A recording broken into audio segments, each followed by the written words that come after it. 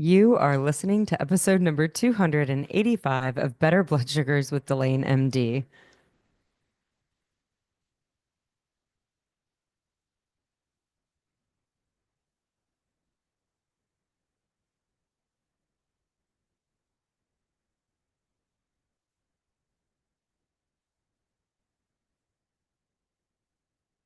Hey there, and welcome to the podcast. I'm so glad that you're taking some time for you and for your health today. I feel privileged that you're deciding to spend it with me. I hope that you find something helpful from this podcast today. I want to discuss why you are diabetic.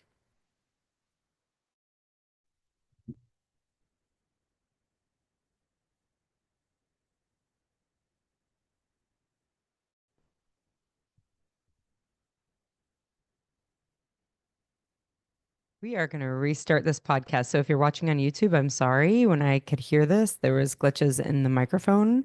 And so I am ordering a new mic cord. So hopefully that is going to be remedied sooner than later. But I want the sound to be good. So welcome to the podcast. I am so glad that you're taking some time for you and your health today. As always, I feel really privileged that you're deciding to spend that time with me. And I hope you learn something that's helpful and beneficial for you and your health. Today, I want to discuss why you are diabetic. Lots of women think that it's their genetics or some other cause. As a physician, I've watched thousands of people worry and suffer and inevitably die from many diseases. And what I've realized is most of the diseases of modern times are really due to lifestyle choices. And for whatever reason, people believe that their ability to change and create the health that they want is outside of their control.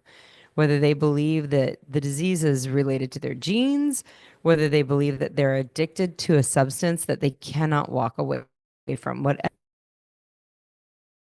it is, they feel that making the changes that they need to make to be healthy and the way they want to be healthy is outside of their control. A lot of times we hear these stories about genes and our genetics being stacked against us, or we believe that there's an addiction that we are not strong enough to overcome. We believe that stopping the action that's creating this disease is not within our reach. And so many people believe this. And this idea, of course, is supported by the medical industry, which most people look to as a valued and trusted expert source for their health. And the fact is, it just simply is not. The medical industry, at least in the Western society in the United States, is really, really, really good at disease care. And that's it. It is not really, really, really good at creating health. Distinguishing between those two things is really important because the medical industry or the quote unquote healthcare industry is really focused at controlling disease. It promotes these beliefs that keep us relying, like feeling out of control to change our experience with certain substances that are really creating our disease. So, in the case of diabetes, the food that we're consuming is creating our disease.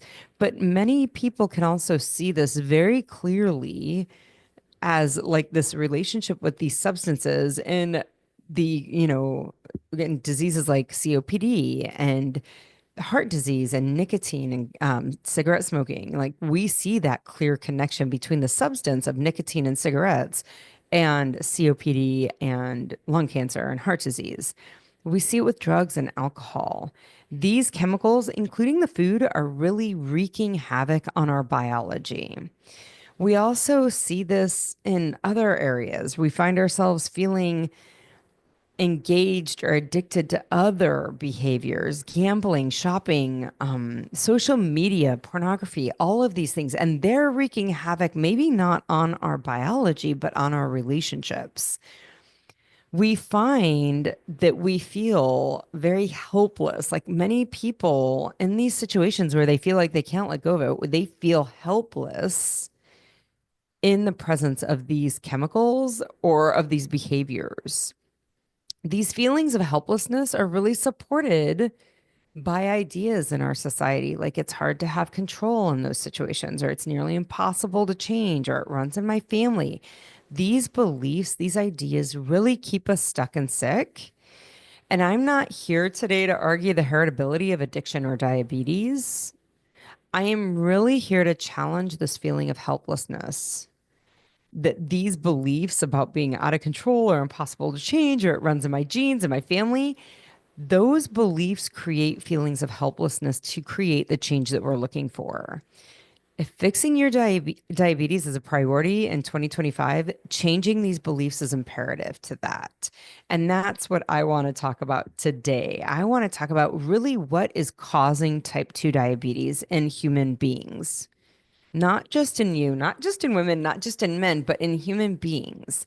I truly believe that type 2 diabetes is a normal biological response to human beings eating foods that are not biologically normal to them. If human beings ate food the way other animals of the earth do it, they eat the food that the earth provides for them, creates for them.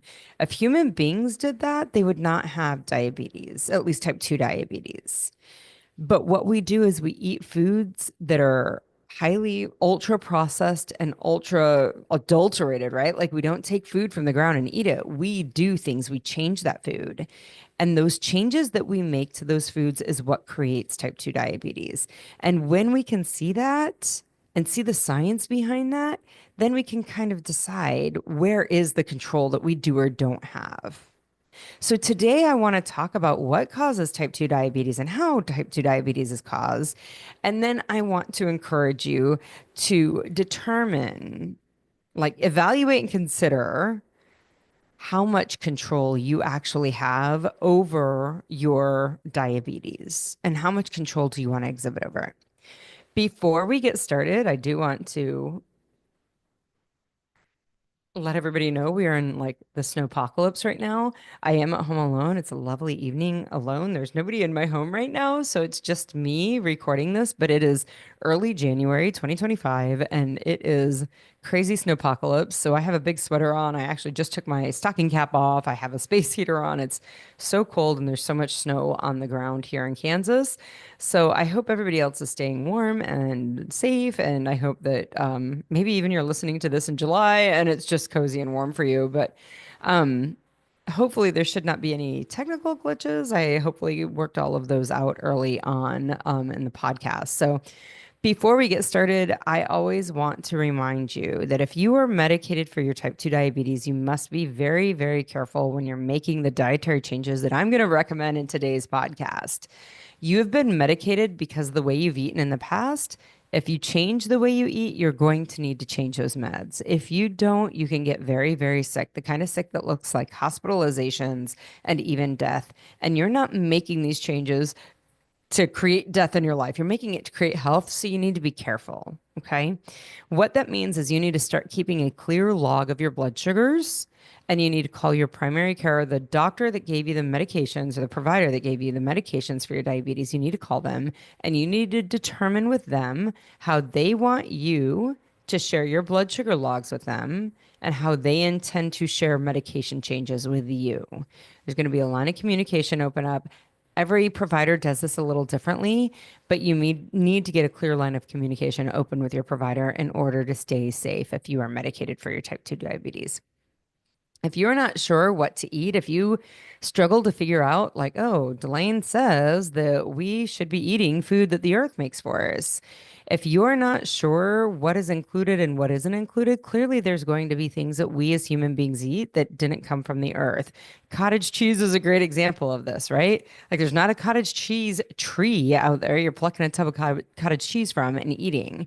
But cottage cheese is unlikely causing a primary cause of your type 2 diabetes. So figuring out what counts and what doesn't count, like what are we doing? I have a guide for that. You can find it at delanemd.com/better. That's a BETTER. There's a 14-day menu there that has breakfast, lunch, and dinner. It also has some ways to make changes to it. It's available to you. If you're not sure what to eat, do that guide. In those 14 days, you will see better blood sugars. If you're medicated, please make the phone call to your doctor prior to starting that 14-day program. It's pretty powerful.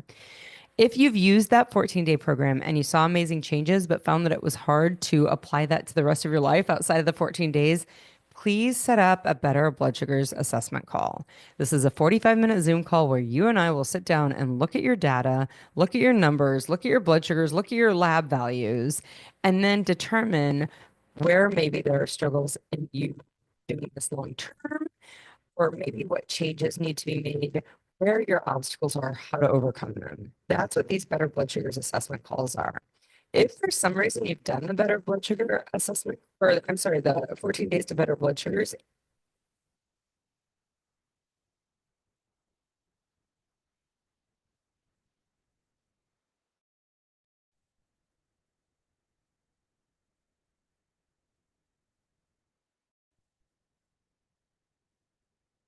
that microphone got glitchy and tried to die on me again. So if you are some reason unsure about what to eat or what it means to be eating those natural foods, I want you to go to delanamd.com/better and download the 14 days to better blood sugar assessment or better blood sugars guide. That guide is a clear menu of what to eat.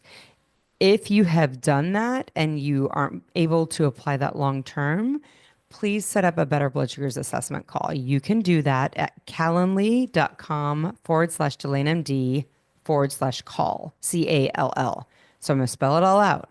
CALENDLY.com/DELANEMD/CALL.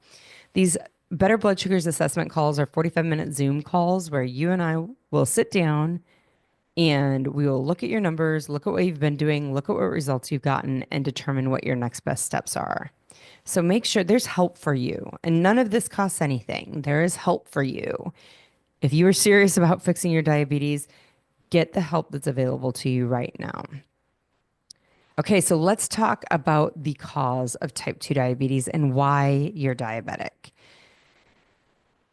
The root cause of diabetes is insulin resistance. Insulin resistance can come in two forms. One is the theory is that it's based on a cell receptor. So there is an insulin receptor on the cell surface of human cells that use insulin to utilize glucose, and that's the majority of our cells. When there is too much insulin in our system, what we call hyperinsulinemia, that receptor gets blocked by insulin because it's always around and there's never a time where it gets it gets unbound. The receptor doesn't unbind to the insulin. And that means that our insulin is not working when it's blocked out. What should happen is insulin binds to the receptor. It sends a message within the cell to a port in the cell membrane, and that's a glucose port that opens up and moves glucose inside of the cell. And then inside the cell uses glucose as fuel to do the thing the cell needs to do. But when there's too much insulin in the system, that insulin receptor gets blocked out by insulin and can no longer send that message to open up the glucose port to move glucose inside. So this is insulin resistance that's caused by the cell receptor getting blocked and too much insulin. The second way that insulin resistance can occur is when these chemicals called ceramides, they're formed by fats and they're inside the cell and they block up that internal messaging. When the receptor binds to the insulin and then the receptor shoots off a message to the port that opens up and lets glucose in, those ceramides block that internal messaging inside the cell. Okay, so what we know is that our body producing too much insulin occurs when we eat foods that have concentrated carbohydrates. This is not an apple, it's not an orange, it's not a potato, it's not a nut, it's not chicken, it's not eggs even, right? Like this is not where we get concentrated carbohydrates. Where we get concentrated carbohydrates is in foods that we have processed. Flours, sugars, artificial foods. High fructose corn syrup is one of them, right? Like these are foods that are not found in nature anywhere. Yes, we can pick wheat from the ground, but how the earth makes wheat for us is not in the form of flour that we make bread and pizza crusts with. Even potatoes, right? Like a baked potato has a lot of really great quality ingredients. However, when we cut them up and make them super easily available, or cut them up and make them into hash brown patties or tater tots, and then they're always available to us, that is a processed food that's easily available that has high carbohydrates in it and makes us make a ton of insulin. And when all that insulin is around, it blocks out that insulin receptor.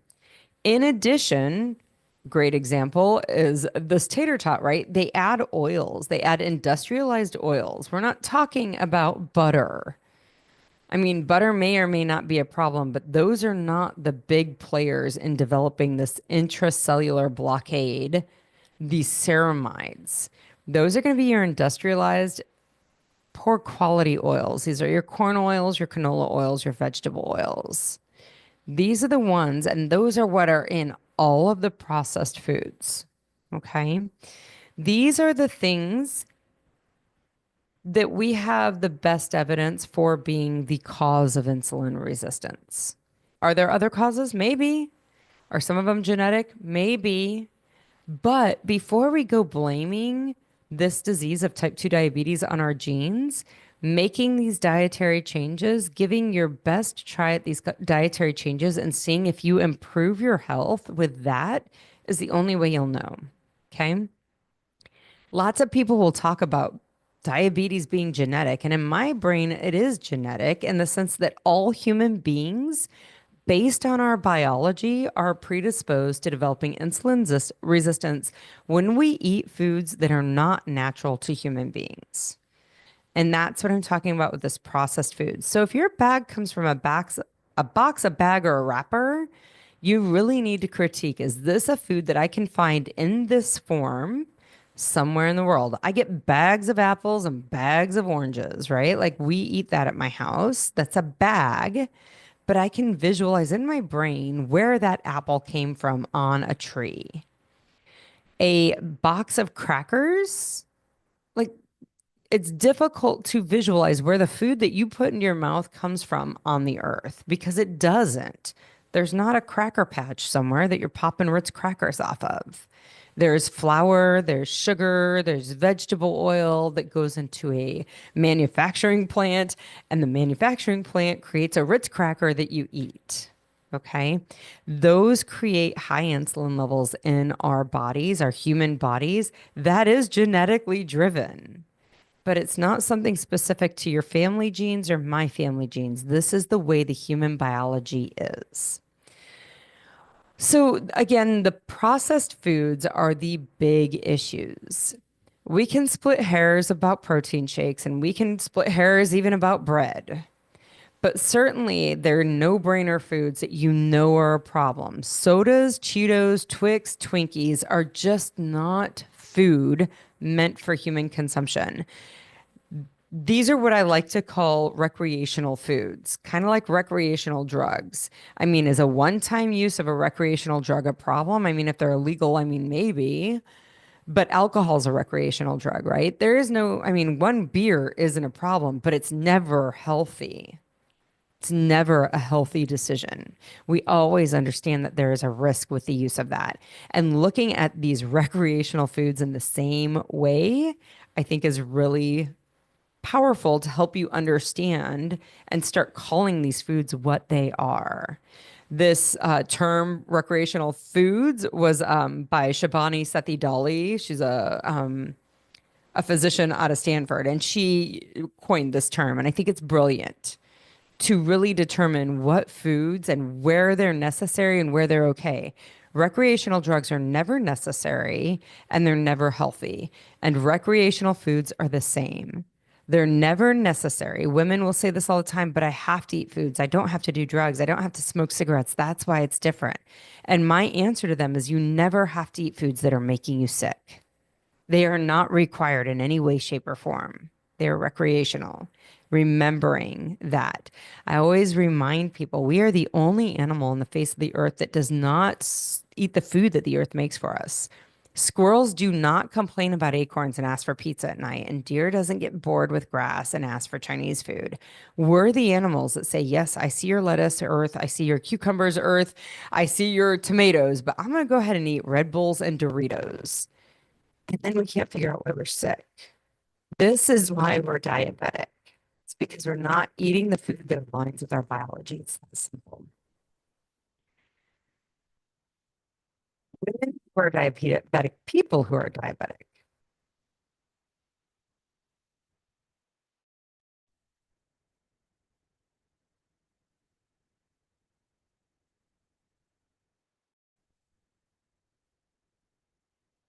This is why we're diabetic, because we eat foods that just do not align with our biology. If you're diabetic, it's because your biology is not working correctly. And the biology isn't working correctly because we're eating foods that create that, right? Like the foods that we're eating are creating the biology that doesn't work correctly. It's not your genes. Genes dictate our biology, but it's not a genetic variation, like a genetic variation that causes cystic fibrosis or sickle cell anemia. It's not that you have some gene that's different from the rest of the world. It's more like the human genome dictates that I think of it, the human genome dictates that we must breathe oxygen from the ambient air around us. We are not like fish where we can extract oxygen from under the water. We can't do that. It doesn't align with our biology. In the same way, our genes dictate that we cannot eat these highly processed foods that create a ton of insulin in our body. It makes us sick the same way breathing underwater makes us sick. It's not a genetic variation. It's just the way our genes dictate our biology for whether it be oxygen consumption or the way we utilize nutrition and the way we metabolize our nutrition and our energy. So understanding that you're not broken, I think is really, really important because knowing that you're not broken and your body works perfectly normal for a human being, now you have that power within your hands to go out, make different choices, and create the health that you really want. So I want to talk a little bit more about why it's hard for you to let go of these foods because that's this addictive property that people are like, I just feel like I can't stop. So what I want to offer is that it's hard to let these foods go because they are intentionally made to be highly palatable and they light up a certain portion of your brain in an intense way that you will never find in nature. When this happens, this non-natural lighting up of your brain, right? There is nowhere in the universe, nowhere at least in nature, that you would find an Oreo with the macronutrient mix of carbohydrates, salt, and fat. Okay, so the sugar in an Oreo with the salt and the fat content of an Oreo is not found anywhere else in nature. And when we eat that, it stimulates our brain in a way that does not happen anywhere else in nature either. And this causes our brain to overemphasize this food and crave it. When your mouth overeats it, it sends even a more exaggerated reinforcing message to our brain to continue it.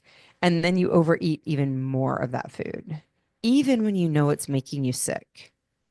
It is not your genes. It is nothing broken about you. This is just the biology of the human being. So I always encourage women before you decide that you need meds, give yourself the gift of trying it without meds.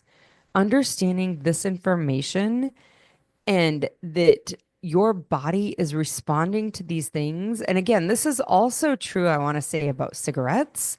This is true about drug use. This is true about alcohol. This is true about our social media. There's a great book by Judson Brewer. It's called his last name is Brewer. And the book I believe is called The Craving Mind. And he is a addiction researcher and he's brilliant. But he talks about the biochemical response of our brain on all of these different things: food, alcohol, cigarettes, drug use, porn, social media, shopping, all of it, our cell phones. He talks about all of it and the biochemical changes, the biochemical response in our brain to these things that we have a hard time letting go of. You're not broken. Before you decide you need meds, try to understand why it's so hard. It's so hard because all of these things are created to make you want more of them. So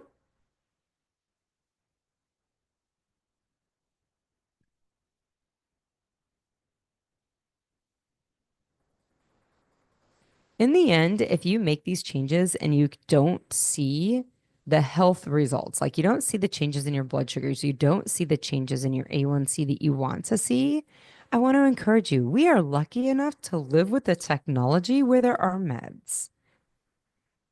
And if you decide that you do need the meds, that's fine. But before you do that, give yourself the fighting chance to see if you actually do. Allow yourself the opportunity to see if the changes in your choices will create the changes in your blood sugars that you want. If you find yourself resistant to letting go of these foods, this is where coaching comes in.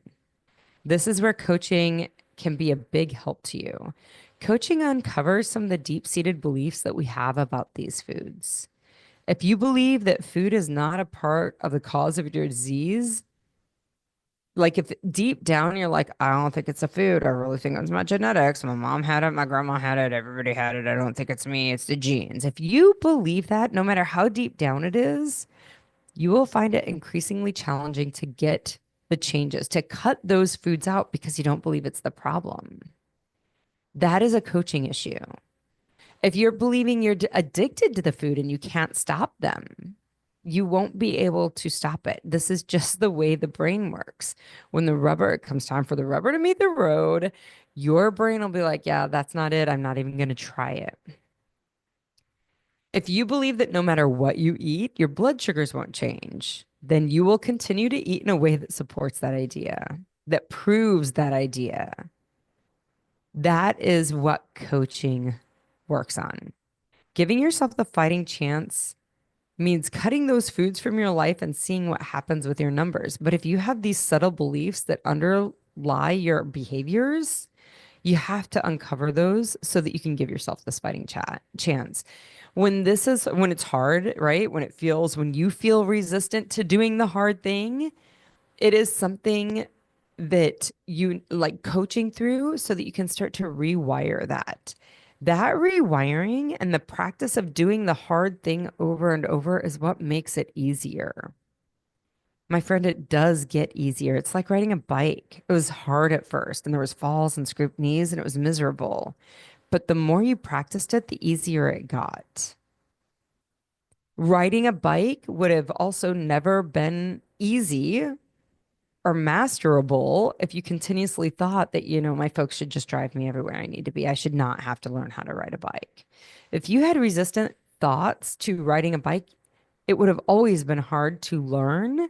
It would have never gotten easier if you spent and continually thought those thoughts that about not needing to ride a bike. This is silly. I shouldn't need to do it. Same thing as learning to drive. And I don't know, I have 16-year-olds and I've taught them how to drive. I have 16-year-old twins. So I've seen two different kids. I've seen three, but two different kids back to back, like side by side, learning how to drive. My daughter like had one approach and my son had a different approach. And one, it came very easy, and the other one, it did not. And the different approaches, one had the approach of this is going to be hard and I'm going to figure it out. And the other one had the approach of it shouldn't be this hard and I should be able to do it without working at it. And I'll let you sit and think about who struggled more with that, right? My child that thought that this shouldn't be hard. I should just know how to do it. This is ridiculous. I shouldn't need to learn how to drive a standard transmission. That child of mine struggled harder. I love my children deeply and they're both amazing and they have um, strengths in different areas, and I love watching them grow and become. But it was so clear to watch the power of the thought. right? The thought that this shouldn't be this hard. I should know how to do it already. That child of mine struggled much longer learning how to drive a car, a standard transmission primarily, although they struggled also with learning the automatic because they really didn't give themselves the opportunity to be a learner. The one that gave themselves the opportunity to just be like, oh, this is going to be a little hard. I'm going to lean into it. They learned it much quicker. So your numbers are a reflection of your biology, and most people want to work towards certain numbers. So I want to go over some of the biomarkers you want to work towards because these are the measurements that you're going to use to see if the things that you're doing are working for you. So, of course, a fasting blood sugar, you're going to want it less than 95, like somewhere between 80 and 100 most mornings is what you're looking for. An A1C less than 5.4, that is where there's the most evidence that your cells are no longer insulin resistant.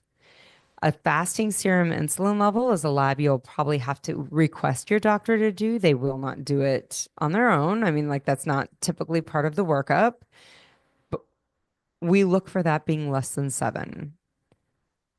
A triglyceride level, we look for that being less than 80. An LDL, we want less than 100. These are a triglyceride and LDL and HDL are all on your cholesterol panel. So an LDL less than 100 and HDL, you want that above 60. That's your good cholesterol. You want it higher. There's a liver enzyme. It's called an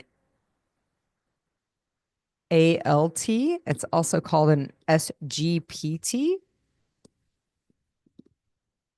And we want that number less than 17. There are things you can do at home. You can do a hip to waist ratio. In women, you want it less than 0.8. So you take your measurement of your hips and you take your measurement of your waist. So the hips you're going to want to measure at your oh gosh, the greater trochanter. I measure there. That's where you're going to want to measure. And then you're going to want to measure your waist circumference at your umbilicus. That's where you're going to want to measure those. And that ratio, dividing the waist number by the hip number, you want that to be 0.8. Women will want a waist circumference less than 35 inches. That's another measurement. These are things you can do at home. We want a blood pressure less than 120 over 70. And I will tell you that's more based on my experience. That's not necessarily a number I got out of the literature.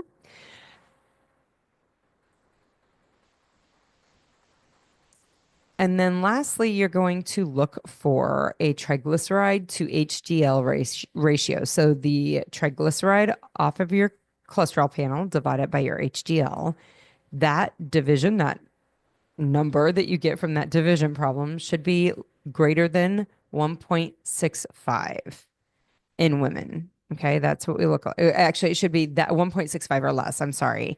Anybody who has it above 1.65, they have a worse metabolic health, is what that is an indicator of. So those are the numbers that you want to shoot for. And that's kind of what we look at to see, are we metabolically healthy? Are we insulin resistant?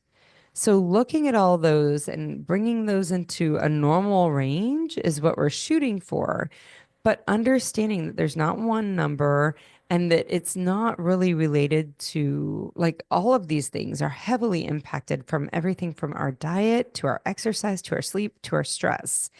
If those numbers, you're looking at them and you're like, oh, mine are not where they should be. Maybe one or two is out of range, and that doesn't necessarily mean that you have any kind of insulin resistance.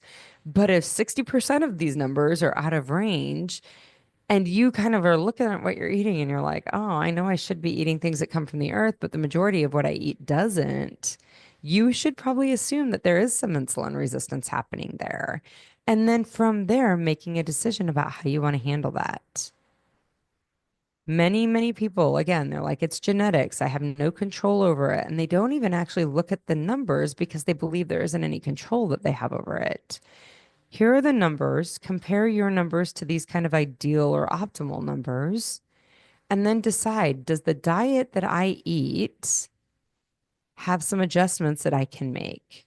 Because if it does, start making those adjustments before you start to decide that you're going to be tied to meds. Now, my friend, again, there's nothing wrong with being on meds. It just understanding that the idea that they make us healthy The meds don't make us healthy. The foods that we eat have made us sick. Changing those foods is what creates real health. And understanding that because the healthcare industry is not going to be telling you this. Okay. So that is what I have. There's a lot of science in this episode. So if you have any questions, email me at delane@delanemd.com. If you want to set up a Better Blood Sugars assessment call and you don't want to go to the Calendly link, that's fine. You can email me, delane@delanemd.com. Lastly, I have an ask. Like and rate this podcast for me, please. Use your podcast player, like and rate it. The more ratings and reviews this podcast has, the more the podcast player presents it to new people. When we understand that insulin resistance affects 93% of Americans, understand that getting this message out there is beneficial to others. Help me get the word out that people do not need to be sick and tied to the healthcare industry or the medical industry in the United States for the rest of their life. It is possible to live healthy. People need to hear this and they need to hear what the root cause is. And that's what this podcast is really dedicated to. So if you could rate and review the podcast so more people hear that, that would be great.